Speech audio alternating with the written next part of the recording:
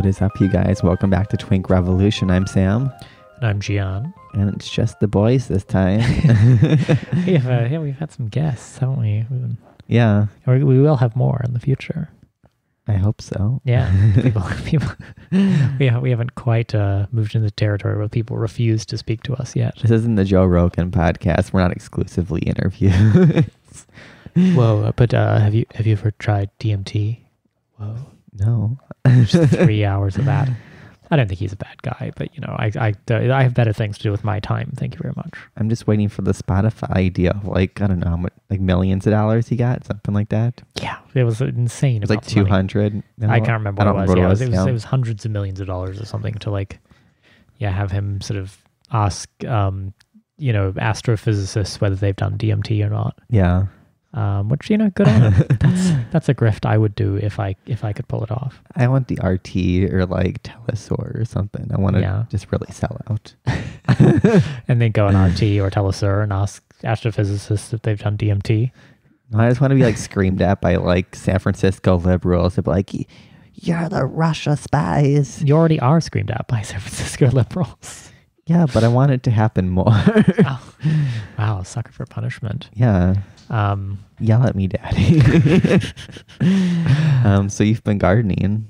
Yeah, I'm doing, so you know how like there's segments of the online left who are like, I'm post-left now. Yeah. I'm pre-left. Are you cottagecore? No, not cottagecore is too reactionary apparently. No, it's not. I just saw like a whole thread shared on Facebook about like Black women doing cottagecore aesthetics, and that was apparently fine. Oh, well, sure, but I know I'm not cottagecore yet. Maybe I'm working my way up to it. You don't wear enough like white, like soft fabrics. I don't wear enough like flowing summer dresses or anything. Yeah. No, I'm doing pre-left politics. So I'm just doing like primitive communism in my backyard. Wonderful. Just constantly planting a lot of like food crops. It's really fun. What are you growing? Tomatoes, lots of different types of tomatoes, because I'm an Italian from tomato growing stock. Yeah. It's like my more than one generation of my family were just tomato growers, and so I am offended by bad tomatoes. It sounds bourgeois. No, it's in my essential character. If you measure my skull ridges, you'll find that I'm incapable of dealing with a bad tomato. Yeah. So there's that, and then I've got just a bunch of garden herbs, and I'm trying peas, but I think it's like completely the wrong time of year to plant any of this stuff. The wrong time to plant peas in particular. But whatever, I'm having fun. Yeah. It gives me something to sort of sit and stare at, and as the world seems worse and worse, my little seedlings just make me happy. They bring me a little bit of joy. It's your decadence. It's just like therapy. Come on, wanting nice tomatoes in California is decadence because they all taste like shit. It's true. Giant bags of water. Yeah. No texture. Have never been anywhere near dirt in their lives. They're not real plants. No. They're like factory farmed. Well, and they're sort of in the same family as tobacco. They're in the nightshade family. So wait, tobacco's a nightshade? I believe so. I could be wrong. It's related to like eggplants and stuff. Yes, yeah, it's all in that same family, I believe. And so maybe it's just part of California's overall anti-smoking push. So tobacco is a vegetable, is what I'm learning. Yes, and so that's why they're incredibly hostile to smoking and to tomatoes that taste like anything. I don't think these two facts are unrelated. I think this is what being sort of a miserable, censorious nanny state does to you. Is you're like, if people get a taste of a good tomato, then they might want more. To imply there's a good tomato means that there's a bad tomato, and that's just classist. So all tomatoes. All tomatoes. Wow. So last week we had our kind of bread tube week, and we'll just say everyone wasn't intentional. It wasn't. We weren't trying to do it wasn't intentional. Shark Week bullshit. It was just we booked some guests, and they all ended up stacking up in 1 week. But we had some normal ones respond. We actually got our first, it wasn't directly at us, but it was enough that I'm counting it. It's our first hate video that someone spent time making and doing horrible photoshopping on. Well, yeah, it was, so it's something to wake up to. I'd gone to bed very late, and I woke up, and saw this video being mentioned, and it was it's the Twink Revolution logo with a crudely photoshopped noose over the top, which is always sort of just like a charming piece of imagery. Yeah. And then it's 5 minutes of some dude mumbling into a noisy microphone with like driving noises, just to sort of, as far as I could tell. So it was somebody who thought Caleb Maupin was cool, except for the communism part, because he wasn't. This person wasn't all that sure about this communism thing. Yeah, and then talked to gays. But that Caleb talking to gays was a big disappointment, and basically now this person had to go find a new political ideology, because you're not going to build a working class movement by talking to homosexuals, I believe was the line. I love that, Which, because true. Caleb was part of the Workers' World Party, and like their leader was like a trans rights leader and lesbian and stuff. So yep, it was his first time interacting with gays. Yeah, no gays have ever talked to Caleb before. It was really funny because the guy was really upset about our like aesthetic, the pink and baby blue in his words, which is a very gay way of color palette critique is really the mark of a secure heterosexual. I imagine him like doing this while putting on baby blue makeup to like a Jeffree Star kind of makeup palette. So these gays are ruining communism. But he was mad that we had a bunch of like left-wing leaders with this aesthetic. But then he puts a noose around Nicolae Ceausescu's face, and I'm like, that's probably more disrespectful. Oh yeah, do people know this? So the Twink Revolution logo, people sometimes think it's Sam. Yeah, I had a dentist once ask me if it was me. Yeah, exactly. He's wearing his own merch, which is rather cringe, but it's fine. I wear it sometimes as well. But it's people think it's Sam, and there is a passing resemblance, but it's not. It's Romanian communist leader Nicolae Ceausescu as a young man. So he built the coolest palace. Yeah, I saw you posted about that. Yeah, it's the People's Palace, and I thought it was just like his personal palace, but it was actually meant to incorporate every single government building, including like all the political Congress halls and stuff like that, in one single location, because the whole nice city. Of them to save NATO bombs, like you don't have to. But like all the ministries and stuff, because the whole city got destroyed during an earthquake, so he wanted to make it nice. Yeah, it's beautiful. So anyway, that was fun. It is always interesting to me, like, I don't know, I feel like so much of our project on this podcast, if it wasn't obvious, is sort of like, trying to figure out how to engage with the world. And part of that involves like talking to a lot of different people. Yeah. And there's sort of two camps, right? There's the people who, with the sort of the memory of a goldfish, believe that we must agree wholeheartedly with every single person we encounter, which in the case of Caleb is probably true, actually. I don't know. I like the most pretty much everything he said. So no, at least like I'm happy to align myself with him and happy to defend things he's said. But but we also will talk to a lot of people where not all their views are necessarily ours. And there's one group of people who just do not understand the concept that you would ever talk to anybody who has ever said anything you don't agree with 100%. Yeah, and that's just fucking bizarre.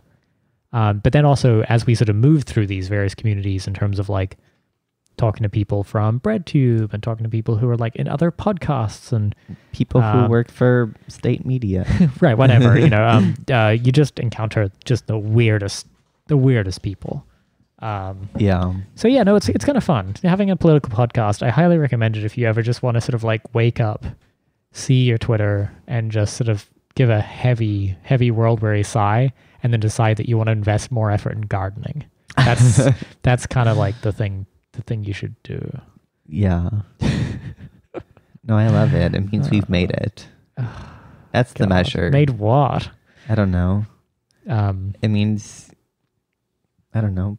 Caleb said he got mentioned of our podcast from someone else. So that's a step in a way. No. There's certainly good sides to it. It is delightful to honestly meet people who have something, like have ideas to share about the way the world works that I haven't heard before. Yeah. Because, unfortunately one can get rather jaded when you just listen to a sea of liberals telling you the same shit in different ways. I also love people being like, you shouldn't have this person on your podcast. I'm like, that's what's my podcast. I'll have whoever I want on. Like, but did you get? So I didn't get many. You shouldn't have this person on. Oh, I saw some of that. No, I see. I saw a lot of the concern, like, oh, you might not realize this, but just out of interest for you, I don't know if you know this person is V problematic sweaty. That's the same thing. It is, but it has this casual threat. And then there was one which was stressing, like, well, I'm not trying to cancel anyone, but you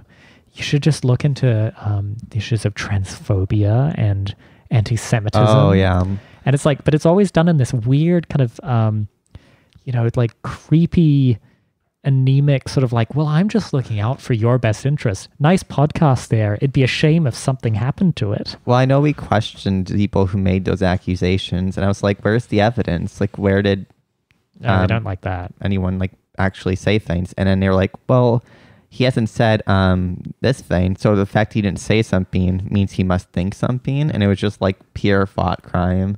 Yeah. And then I was like, they pointed out to like Trump. It's like, Trump says he's the least racist man in the world, and are you going to say the same? Like, there's actual evidence. He's literally said things that are like very problematic, and he like right. Yeah. The allegation was that Caleb having never been asked, had not used the exact phrase "trans women are women." Yeah. And to be clear, I think his publicly espoused views on the need for protections and rights for trans people are pretty well documented, and he is not a transphobe, for the record.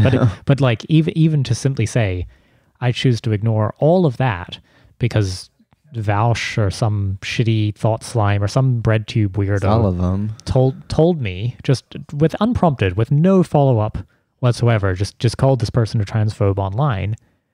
And there is no evidence to the contrary that will convince these people. The only evidence is he had a person on who had a different view, and he asked her. Well, who was pretty turfy. Like, to be clear, the person was pretty turfy, but he kind of immediately, when asked, said, "These are not my views." This is a person he was doing an interview. Can't ask questions. Yeah, he was doing an interview.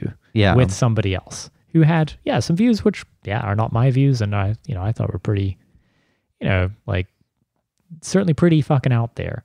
But the idea that you would take then a journalist doing an interview and say, gee, any journalist who interviews anybody and asks them questions about their views must in fact share those views is just fucking bizarre. So also, anyway, the fact that you must have everything right in your head or you're just kicked out. It's like, oh, look at history. Turns out lots of leftist leaders were problematic in one way or another. Yeah, the same like liberal impulse to purge all of them from history is would have.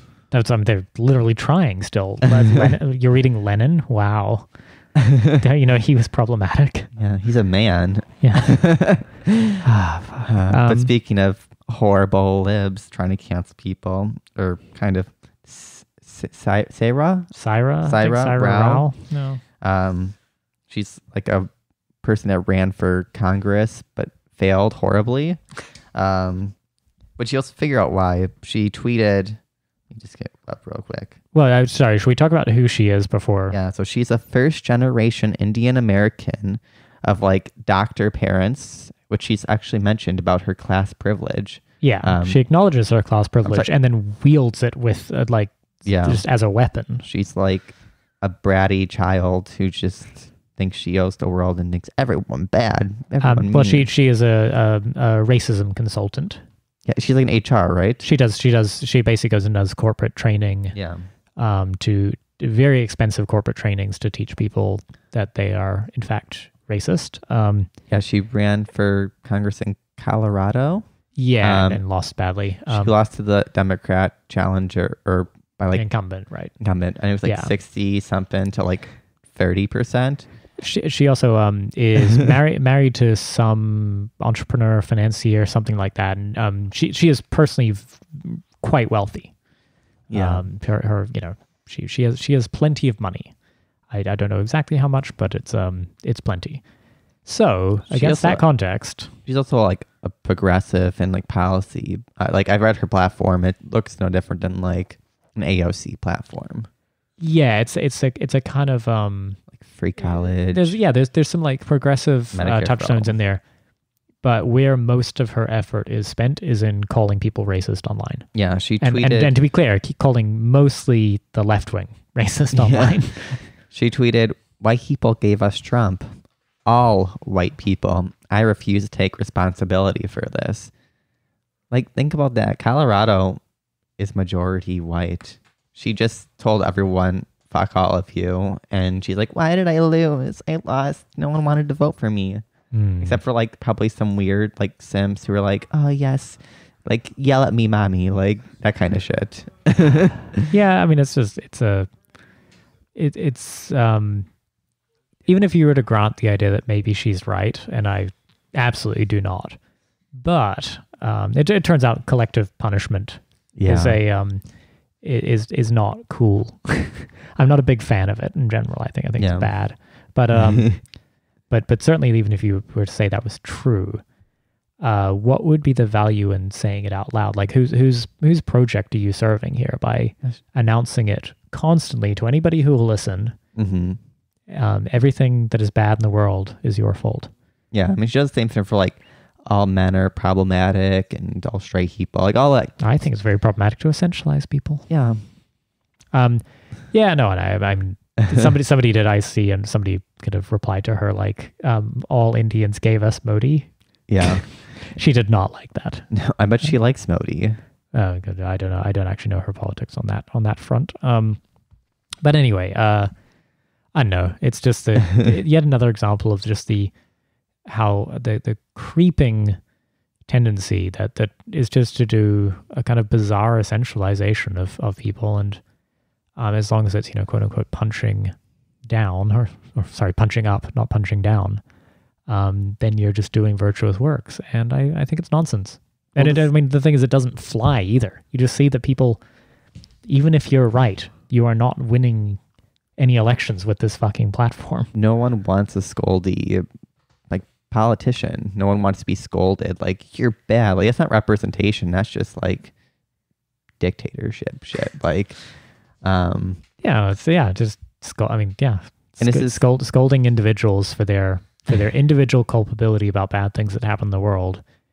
And not even them as individuals, as they're being individually scolded because they are a member of a collective that you have wished into existence. Yeah. Do some fucking race science first, just to define whiteness, and then use that to scold individuals who never wanted it in the first place, never asked your fucking opinion, and frankly, are not going to be swayed by this particular argument. It turns out silencing people who are privileged to let the unfortunate talk first doesn't really apply to her because, being from a wealthy family of a high income bracket, that doesn't matter at all. Like, no, we cannot escape her She opinions. apologized for it, and now... Oh, she did? She literally was like, oh, I recognize my privilege of having like a wealthy family and blah, blah, blah. Like, this is the issue with like the left, is they think they're going to win by just telling everyone all these people are racist and they're gay phobes or homophobes and like trans. I don't regard these people as the left. This is liberal. I mean, like, this is like the Democratic Party. That's what I mean. I mean, whatever. People identify as like the modern American left. Yeah, no, they are. I mean, but this is the thing, is they're the same professional class shitheads who would have run, would have worked on the campaign of any mainline Democrat who has run in the last 30 years. Mm-hmm. And never the winning candidate. Always like the one who's like that little bit out there. Yeah. And whatever. And then she'll go back to her consulting gigs and her think tank, sinecures and whatever. And like, great, this person will trouble us for the rest of our fucking lives. Well, they're just showing they don't care about the working class. They keep using language that sounds like they know what's best for you. They know what's best for the working people. Like, they're not going to actually listen to you. They're just going to tell you what's best, and that's fine. It's not populism. It's a good line about it was that there's like, if you're rich, it's your fault.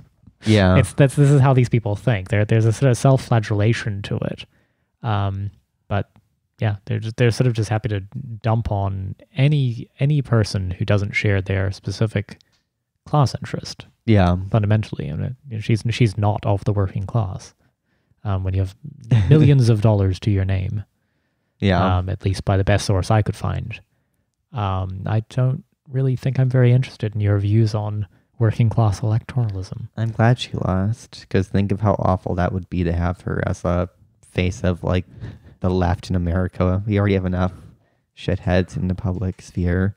Yeah. Like, How depressing. yeah. Well, I mean, thankfully, she's apologized. We don't have to hear that opinion anymore. Yeah. But finally, a real leftist has stepped onto the stage. Mm-hmm. Elon Musk is telling us about what Karl Marx thinks or something, right? Yeah. He's been tweeting about Karl Marx, and he called Karl Marx a capitalist and himself a socialist. His reasoning for Karl Marx being a capitalist is he wrote a book on it. Someone's clearly never... He's been doing these takes. He's been doing these like galaxy brain, like actually the real socialists are the capitalists, and takes forever, right? And, Yeah. And this is just the latest incarnation where he was like, I can summarize Capital, and it's an image. It's like the cover of Capital, and then it's like, give me that stuff. free shit or something. Yeah. So anyway, are we taking the economic advice of Elon Musk? No, I think we should send him to a sanatorium. I'm just kidding. Send him to Mars. Yeah. He can did you saw the article where they wanted to gentrify Mars, right? And I'm like, how do you gentrify an area where no one lives? Yeah, you can't even colonize it really in a sort of in a sense they mean. It's not really inhabitable. I don't know. I feel like there's sort of there's two elements going on whenever Elon Musk opens his stupid dumb mouth. One is there's a desire to dunk on him and do the best dunks, and everyone's like just turns into this like doing endless bits of trying to dunk on Elon Musk as though he was the thing troubling our lives. And he's a symptom. I mean, he's a product of a system that certainly troubles our lives and helps to perpetuate it. But it is odd to me that it becomes rapidly a sort of about individual morality or individual virtue of this one person. Not, and it's where you see people just lapse back into a fundamentally liberal framework. Yeah, once you get to if he was a good billionaire, then that'd be fine. Yeah, once you get to like the upper class, then all sense of like a collective group in a relation to capital kind of just dissipates. Instead, it's always Bill Gates did this thing and it makes him good or bad, or Elon Musk said this, so right. We must decide if he's good or bad. And it's like, it doesn't really matter. Like he's a boss. Like he's a boss regardless if he's nice or not. Right, and the fact that he happens to be sort of a slightly histrionic shithead online makes him sort of a dunk-worthy target, I suppose. But I don't know. I feel like people think they're doing the work or something. And then I don't know. It's sort of it's just fucking endless. Yeah, it's endless to simply focus yet again on saying when he was like trying to be like on Trump's advisory panel, and then he resigned, and there was a bunch of people sort of applauding his heroism for standing up to Trump. And it's like everyone's also fixated on Grimes and how like she used to have anti-imperialist in her bio, and then she started dating him, and then he removed it. And it's like Grimes doesn't give a fuck. Like she cares. Like it's part of like her like radical punk brand. Like she's like very like I just don't care. That's I don't care what she personally thinks. Yeah. It's not important. I don't think she thinks a lot at all. I know. She's busy. She's dating Elon Musk. Yeah, you can't. Yeah, I can't have deep thoughts there. She was like already lobotomized. Like, I'm jealous. Yeah, clearly. Yeah. No, I don't understand the fixation on him by people who sort of should know better in some sense. And not saying you can't dunk on him if you're having fun, whatever, but he's really not the problem. The problem runs a lot deeper. Mm-hmm. And I don't know. Yeah, I don't care about the personal goodness or badness of individual billionaires. It's not important. I think it's kind of funny though that he called himself a socialist, because I think the socialism being offered by like the bougie like lib-soc type is completely compatible with him. So like in a way, like to him, he thinks he is a socialist, because nothing in like the American New Left really is like destroy capitalism. It's often just like a reformist, like social democracy at most. What did you see the tweet about the lithium mines? Yeah. So this was another one where people, I think, missed the point. Mm-hmm. Did you? I mean, I'm trying to see if I can recount it. Someone responded to one of his posts and was like, "No, it's really unfortunate that Bolivia had a right-wing coup and for like lithium or something." And he replies, "We'll coup who we want." Yes, which to be clear, yeah, he was joking. Was he? Yeah. How do you know? Because I can interpret tone. Like that, there was not. I mean, but it's that way. Is I think he was. He thought he was being terribly edgy and funny. It wasn't, because he was essentially stating plainly the facts of the situation. Yeah. But it was. I mean, he put a rose emoji in his bio to like antagonize exactly the people. Oh, did he? Yes. That's funny. Yeah, that's his whole "I'm a socialist" thing. Well, I know. He's antagonizing like a certain segment of the online left that thinks that dunking on him is like doing important work.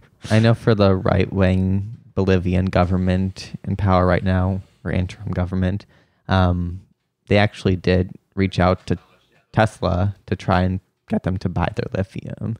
So like maybe it wasn't like the initial goal for them, but it seemed like that was in the mindset of regardless. It was going to privatize the lithium fields anyways. Yeah, no, I'm not I'm not suggesting that they did not benefit directly from all of those actions. I'm simply saying that that specific tweet was not him slipping up and accidentally telling you about the scheme. It was him trolling basically the people who think that they had uncovered a great conspiracy. That's not even a conspiracy. No, exactly. It's like, literally just like world lithium markets, it turns out. Yeah. You want batteries from production of lithium.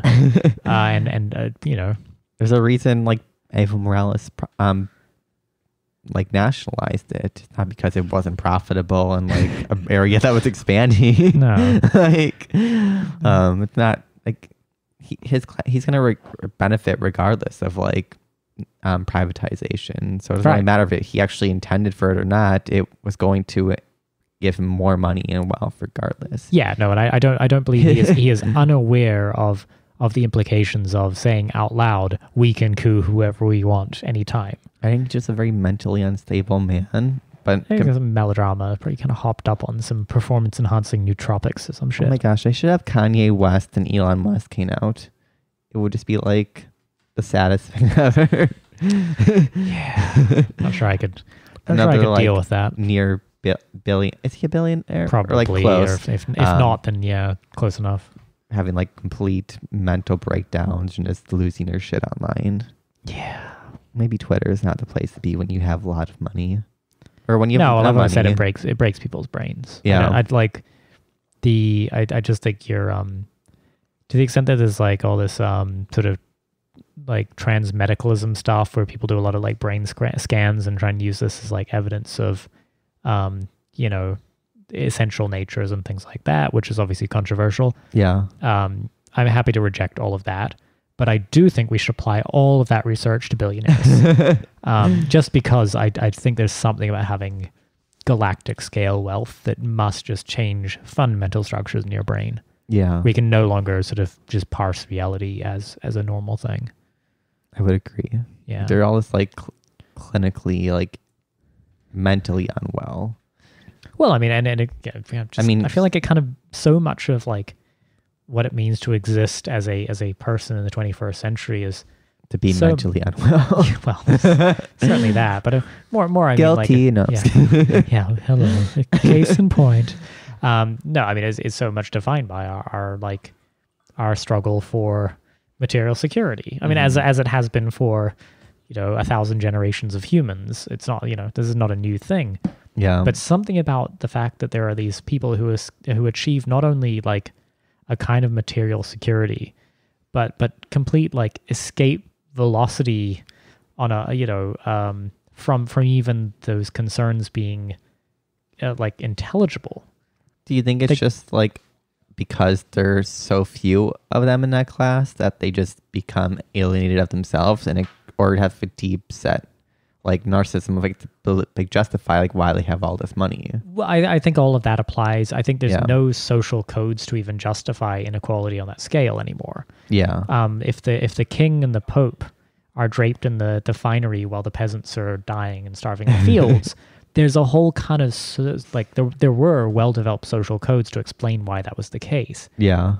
But for example, a person, if we sort of wander out in the streets of San Francisco, you might find some millionaires who have an amount of wealth that has disconnected them from the day-to-day struggle of paying rent. But it's not like they could just go out and like buy a fucking aircraft carrier on a whim and then blow it up using their personal nuclear weapons or whatever. I just think there's something so detached from the idea that like not only do you never have to work, but actually no, like for 100 generations, Yeah. nobody could work. And that's like, it just doesn't make sense anymore. It breaks your brain, surely. Yeah. Well, if someone wants to give me $1 billion to test this theory, I'll gladly take $1 billion. Yes. Yeah, we're actually going to do we're going to placebo control this. Yeah. You can have a placebo $1 billion or a real $1 billion.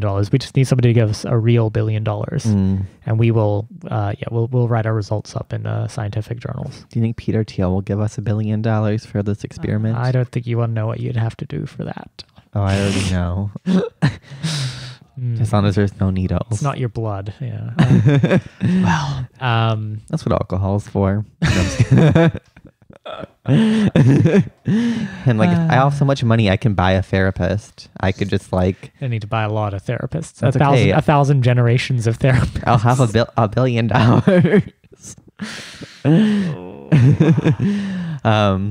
What else is going on? So Angela Nagle wrote a piece, and this one actually didn't seem to like upset people. Oh, I'm sure somebody was upset. I mean, everyone's upset about everything, but she wrote a piece about Ireland and the statue discourse in that country and its relation to their tiger economy liberalizations and the influx of tech. So basically in Ireland, she discusses how woke culture is being incorporated into like this discourse, even though it makes no sense in the country, just because it doesn't make sense in the country. Like the whole constructs in society are completely different. But they're destroying all of the statues and stuff of people who were like Irish Republican, like nationalists and people that fought for sovereignty and stuff.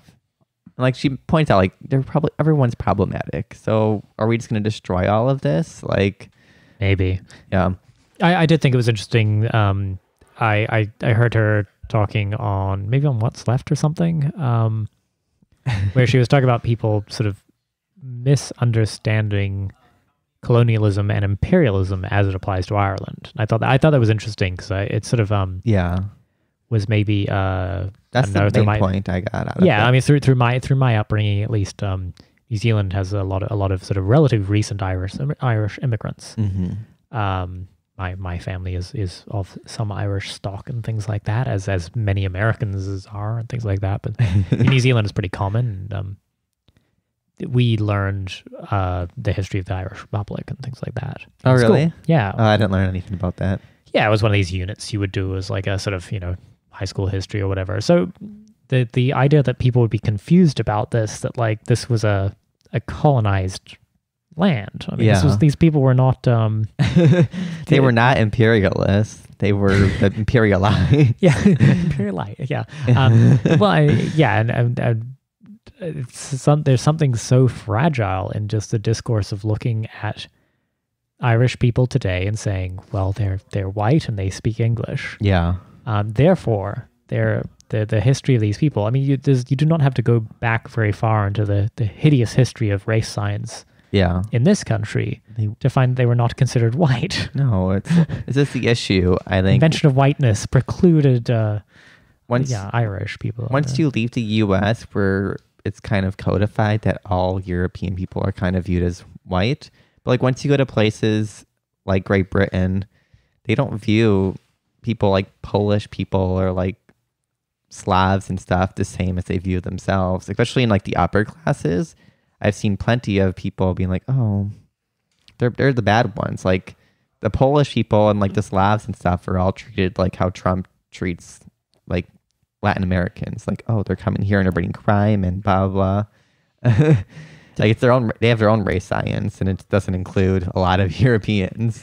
Yeah, did I ever tell you when I moved to Denmark, and was very fresh in the country, I was given the opportunity through somebody I'd met there to go and take a tour of the Danish Parliament. Mm-hmm. And if you're not sort of familiar with Danish politics, as I don't know why. What have you been doing with your time? Get on it. Yeah. But there's a kind of weird center-right, very sort of nationalist anti-immigration party there called the Danish People's Party. Yeah. That always sort of pulls in something between like 10 and 20%, call it, or something at the vote. Or they always occupy this sort of minority party status and tend to pull the other parties sort of right on immigration. Yeah. But so it turned out my host, unbeknownst to me, for this parliamentary tour was a member of the Danish People's Party in Parliament. Okay. And all I knew about these people, they're rapidly anti-immigrant. Here I am with my immigrant visa. Yeah. Somewhat nervous. And I can't remember how, he shows me around the Parliament. It's all very stunning. Lots of beautiful architecture or whatever. My Commonwealth manners get me through this part. Yeah. And then at some point he starts going sort of on about immigration, and I shuffle uncomfortably as one might, for more than one reason, not just for myself, but just as sort of kind of comes off a little uncouth.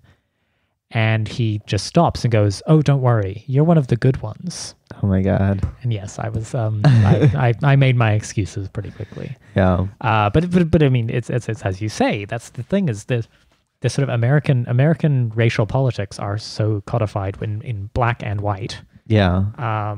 As the racial categories that matter. Mm-hmm. But somewhere like Ireland, this just doesn't scan well. And it's being adopted primarily for like this new tech boom in the country, but also a youth where a lot of the intelligentsia are teaching these woke, like very foreign ideas that are pretty new to the country. Right. And now, which is not to say they're incorrect in America necessarily, as like a way of understanding American history or understanding American like discourse. Yeah. It just doesn't fucking make sense to just pick it up wholesale, import it elsewhere, and then try and apply it. It doesn't tell you about societies. Yeah. It doesn't even tell you about American society very well, but it certainly doesn't tell you about Irish society. No, I think Irish people are actually probably confused with a lot of the left in America just because it doesn't translate, because like it's so different. Like America is the empire and Ireland's like a former colonized subject. I mean, you could say it probably still is partially with Northern Ireland. I know Ireland's really into like reunification and stuff. Sure. I mean, yeah, but it's this idea of all national, like, because there's deep nationalism in like the Irish Republicans, and an American mindset, a group that's considered white and it wants to have a nationalism is like bad. They're basically like the Klan, but that doesn't really work out because it was to free themselves from a horrific empire. Like I didn't realize until much later actually in life that the potato famine was not just like an accident that happened, but it was caused by like British imperialism taking the products. Like taking everything that wasn't rotting potatoes. My schools didn't teach you that, and when I learned that, I was like, "What?" Yeah, like no, full credit to the Irish. the history of Ireland is instructive because it it certainly tells you something about imperialism Mm-hmm. and in its structure and its form. That is, I think we struggle sometimes if we live inside the empire, Yeah. the American empire in this case. It can be hard to see what we're doing in the frame of like how it actually structurally works. It's too easy to see as like, well, we didn't go to war, so it's fine. Yeah. But it can be useful to look back at something like Ireland and say, gee, what happened there? Yeah. Well, I think a great example to show like how the mindset is so different is, I think, the BDS popularity in Ireland, where like they basically instituted it into the government, when like not very far away, Britain's like hardcore into all BDS is anti-Semitism, but like the Irish know what it's like to be like colonized subjects, and it's deep into like the cultural memory of like the population. Like it's why they're so into promoting like their culture and stuff, and probably more hesitant to like massive changes just because they lost it already almost from imperialism. Why would they want to lose it again? And also like they're quite like progressive as a country still, like there's a lot of anti-imperialism and like some progressive, left-wing economic stuff. Well, yes, and unfortunately a lot of neoliberal austerity and things, and a state that is largely run on being a tax haven, things like that. It was interesting, certainly, sort of as BLM protests spread to other parts of the world. Yeah, watching New Zealand go through its own little one, because so New Zealand was both obviously a British colony. It only really became a country in its own right in about 1940. I don't know, 1947, 1949, something like that. It was like a British dominion before that. Yeah. But it also had an indigenous population, the Maori, who have had there's a long struggle against colonialism in that country. Yeah. and attempts to repair that damage, which is not sort of historical or abstract. It is recent in history. And so it was interesting to me to see that New Zealand sort of indigenous sovereignty movements and things like that have been pretty well tied into a lot of the international sort of indigenous sovereignty movements. Yeah. The like Canadian movements. The Hawaii one. Hawaii has always been a big one. Native American Dakota movements. Pipeline. Yep, exactly. So this is like, there's always been these sort of international networks of solidarity. So it was interesting to me to see the kind of enthusiasm for adopting a specifically kind of American framework, which is, this shit gets ignored. Like, put it this way, sort of indigenous rights in New Zealand are always considered a little bit of a sideshow to the real work of politics. Yeah. And that sucks. Like, that is wrong. It is probably one of the more like germane and pertinent issues in New Zealand. Like it should be front and center, because it's an actual sort of ongoing historical wrong that has not really ever been truly corrected. Yeah. And to refocus it into a sort of trying to recontextualize America's very real social issues into a New Zealand context. I'm like, guys, like you had, I'm glad, I'm glad you're interested in this form of social justice, but do you have to take the most kind of liberal incarnation of it and do it essentially to the exclusion of real, fights that have been going on already? Well, and maybe some people weren't. I don't know. I'm watching the shit from thousands of miles away, but I was just like, wow, really? Okay, it's like you were hearing this for the first time. That there might be some race issues in New Zealand that might be worth looking into. Yeah, cool. Well, also it shows for a lot of like these adoptions of American politics abroad, just how like historically illiterate the populations are. Like the fact they aren't willing to like actually investigate, does this even make sense for the the material reality in your country? Like the way racism occurs in like France or I don't know, Brazil or the US are all gonna be very different, and the cultural connotations around these are all extremely different. Like the racial categorization is different in like a lot of Latin America, while in the US it's more broad brush. It's white and black, and then there's like Asians and we make Latinos their own thing, which makes no sense. Well, but, we invented the census category of Hispanic to carve out whiteness of something. No, I mean, and this shit's all made up. It's all made up. But it doesn't mean doesn't have real power in the world. Yeah. The power it derives is precisely by its invocation. Mm-hmm. So I don't know. It's a anyway. The Angela Nagle article I thought was really good, just as a piece of like good cultural critique, and even though she's so problematic, I think she's always really rather good at teasing out a kind of a set of arguments that exist sort of ambiently a little bit before you've probably heard anybody articulate them for real. Yeah. But they will. To be clear, they will articulate these arguments for real. And she does a good job of sort of deconstructing them. I thought it was good. Yeah, I think it's really good at showing how things like tech and the culture war is now being used as a way to accelerate colonization in like a lot of these places, like neocolonialism, which she's like, are we going to have like an independent nation, or are we going to have just another like appendage of like the international like octopus of like capital? Like, that's not what she wants, and I don't think it's what most people want. Speaking of that, pink washing. So Ramzan Kadyrov, the leader of Chechnya, the semi-autonomous region of Russia, has been sanctioned for being bad to the gays. And all of his daughters and wife, and they have visa restrictions as well. Hot. Yeah. Damn, I guess I should adjust my party invitation, my party seating arrangement then. So I saw this on Instagram. Someone posted it in their story. For one, I'm like, why the fuck do you like care? Like, you don't live there. Like, they don't know anything. They were like, kill this man. Like, it's like they literally like, they said kill. They were like execute this man. Excellent. And I'm like, this man's not my fave. No, he should be clear. Very, very bad. Yeah, he did lots of bad things. Bad, not fan. But it just kind of shows.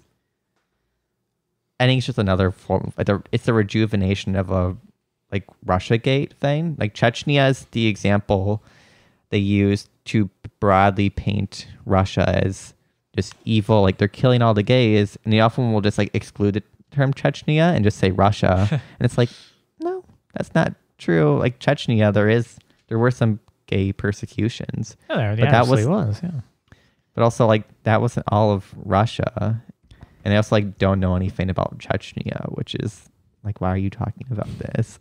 Well, yeah, I mean, I think the thing to always ask when you're thinking about a foreign policy issue in general, is why are we talking about this? Yeah, like, and I don't mean that in any kind of glib way. I mean, there is an infinite reserve of bad shit that happens in the world every single day.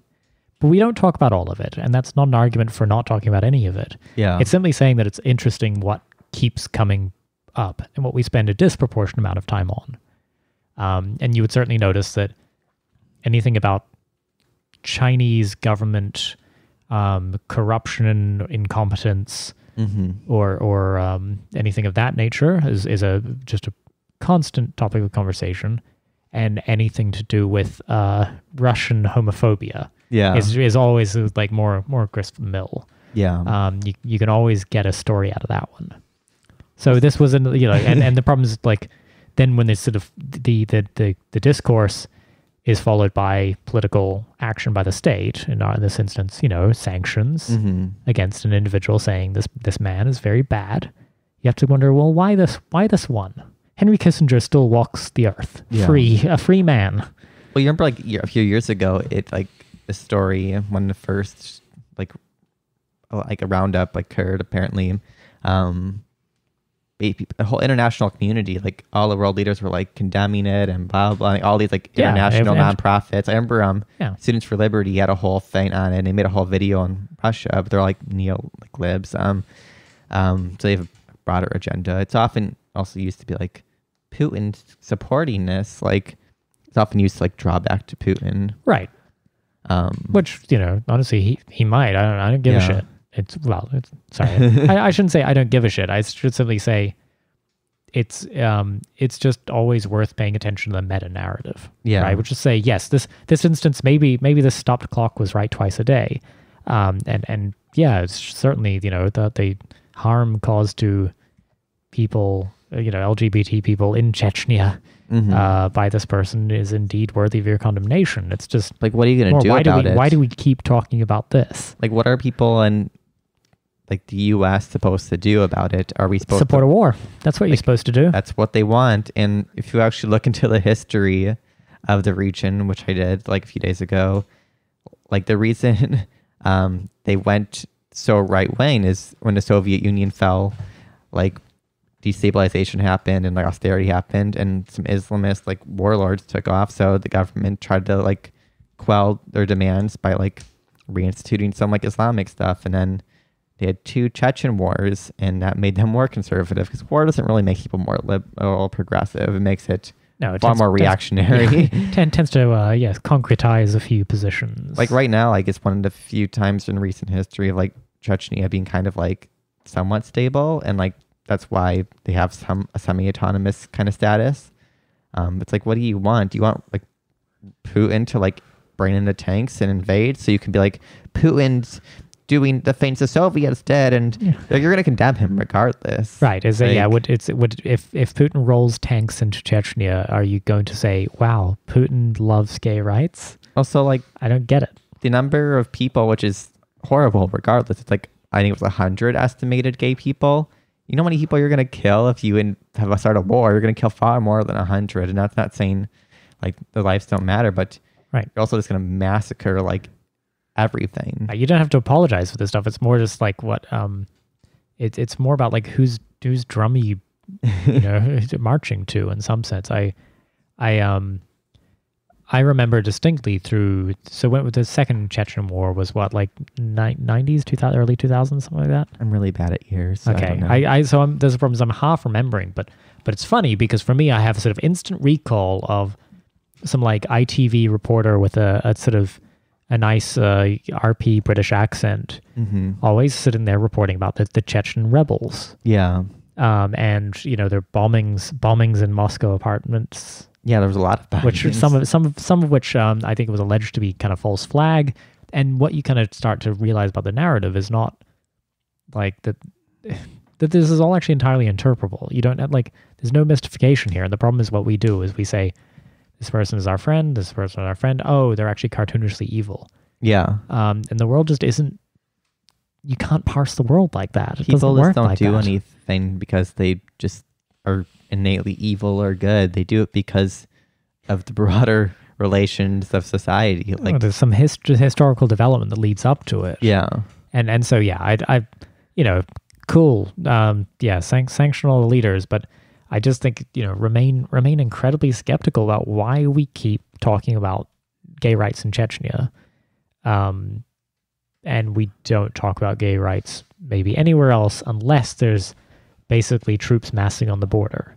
Right. Or, virtually or literally. Well, pinkwashing's the new, the cause for change. It's for war. It used to be, a lot of women's rights in, the 90s. Right. It was used for, the Balkans, and it was used for Afghanistan, even though turns out a lot of women feminist groups and stuff were like, please don't come into Afghanistan. Leave us the fuck alone.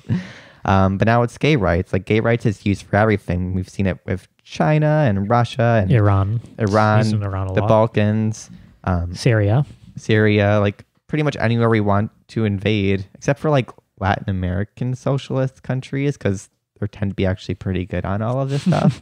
Yes, it's rather difficult. Yeah. But Sam, Cuba was bad to the gays. Che Guevara was homophobic. Yeah, personally. in the 60s, I'm pretty sure my grandparents were homophobic back then. They're not anymore.